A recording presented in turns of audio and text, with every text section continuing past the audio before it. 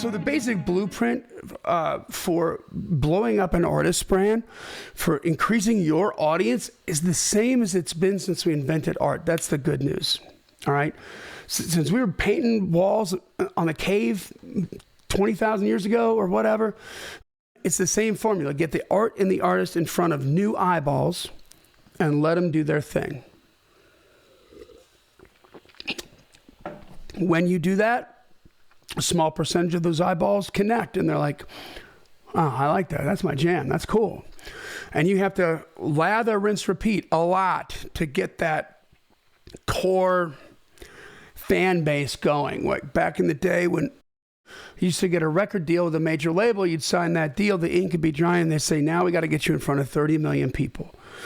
When we do that, the small percentage of those 30 million people that cop onto you and really dig you are going to be enough to kind of get this ball rolling. Right now, we're gonna start to create some momentum with that, but it starts with that. It's also true that humans need to hear a song or a message or a narrative or see a math problem at least 7 times when they're learning to soak it in, right? Till it becomes what they call subconsciously recognizable. That's when your brain stops filtering out the information. So that's when you actually begin to pay more attention to it.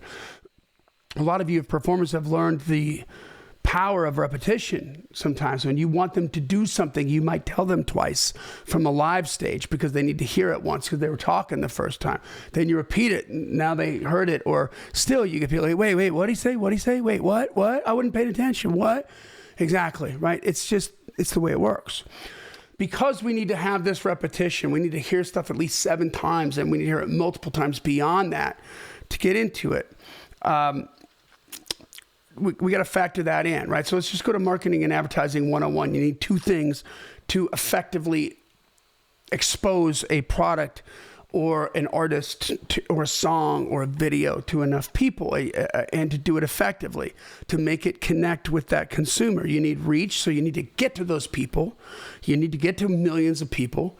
And you need frequency. You need to be able to do it multiple times over and over and over and over and over again. So frequency, I'm not talking about the sine wave. I'm talking about repetition, right? So the question is, like, how did broadcast promotion strategies, how did those strategies that you're so familiar with, that we all grew up with, how did they work exactly, right? So the answer to this riddle is going to save you thousands of dollars, because I think there's too many people that rely on different components of broadcast strategies and think that they're going to, even on broadcast, the ones that are still doing broadcast, they think like that's going to somehow help them, right? But it's only like one cog in the wheel of broadcast. Okay, the frequency thing matters. I mean, like, for instance, for those of you that are doing secondary radio, tertiary radio stations, indicator activator stations, if you're paying money to promote your single there and you're not getting enough spins, like you're not in heavy rotation, then radio's not really working for you. The whole, well, at least they heard it once or twice thing doesn't fly. It's just not going to move the needle for you. Not at the level that you need it to, so you can go take that market that those spins are happening in and turn that into a cash register, into a place where you can make money, where they're going to connect with you as the artist, right? And everybody has like their release routines, which involves PR and radio and whatever kind that is, and music video and press releases and all this kind of stuff. Well, there's a lot of money wasted in there, and you have to understand too that that used to be the only way you could really do it. Okay, but now there's better ways to do it that are far more efficient, far less expensive, reach more people for less money, and reach the right kind of people. And the kind of people that you know within a group of people that would be predisposed to like your music, we can continue to reach the people that actually do, because we can identify them, right?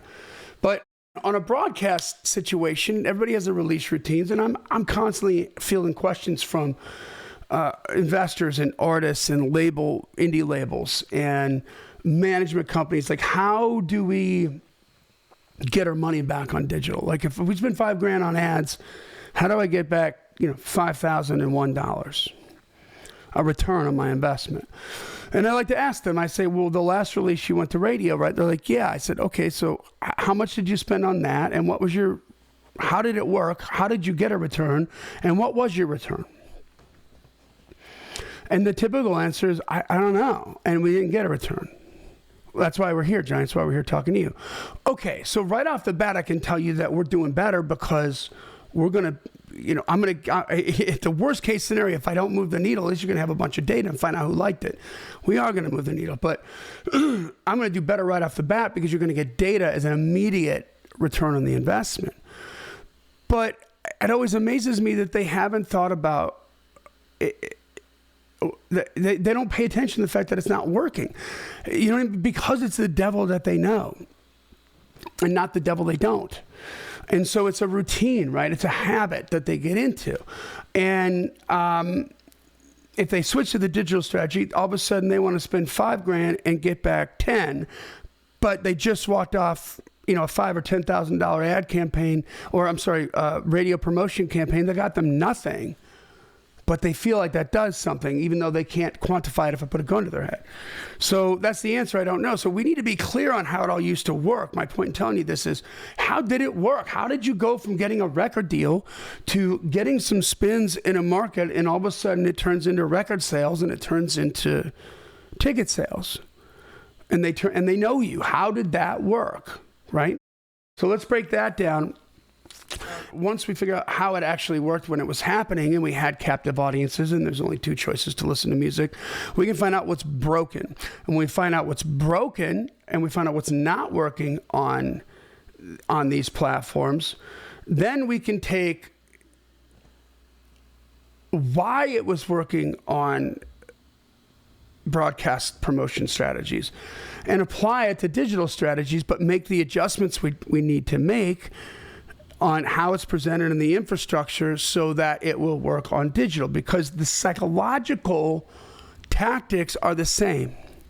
The methodology for instigating those psychological tactics and those promotion tactics is what's different, right? Again, get the art and the artist in front of new people. That's always the same. And that's changed many times over the course of history with new technology, right? All of a sudden radio came along and wow, this is cool. And then TV came along and this is even better with MTV. And touring is always a fantastic way to do that.